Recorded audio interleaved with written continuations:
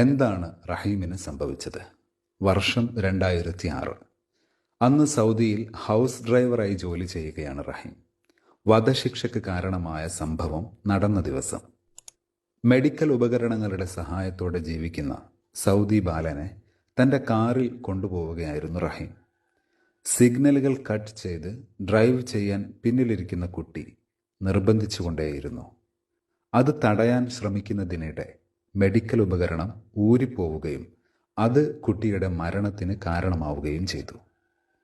വധശിക്ഷയിൽ നിന്ന് റഹീമിനെ ഒഴിവാക്കി മോചിപ്പിക്കാൻ കുട്ടിയുടെ കുടുംബം ആവശ്യപ്പെടുന്നത് 1.5 കോടി സൗദി റിയാലാണ്. 350 ലക്ഷം മലയാളികളിൽ നിന്ന് സന്മനസ്സുള്ള ആളുകൾ ചെറിയ രീതിയിലെങ്കിലും സഹായിക്കാൻ ശ്രമിച്ചാൽ അദ്ദേഹം ജീവിക്കും. എനിക്കറിയാം നിങ്ങളെല്ലാവരും ഈ വീഡിയോ ഷെയർ ചെയ്യാൻ സന്നദ്ധരാണ്. പക്ഷേ ഈ ആപ്പിലൂടെ പണം അയച്ച ശേഷമാണ് ഞാൻ ഈ വീഡിയോ നിങ്ങളിലേക്ക് ഷെയർ ചെയ്യുന്നത്. നിങ്ങളും പണം അയച്ച ശേഷം മാത്രം മറ്റുള്ളവരിലേക്ക് ഷെയർ ചെയ്യുക. എല്ലാ വിവരങ്ങളും ഈ ആപ്പിലൂടെ ലൈവായി കാണാം.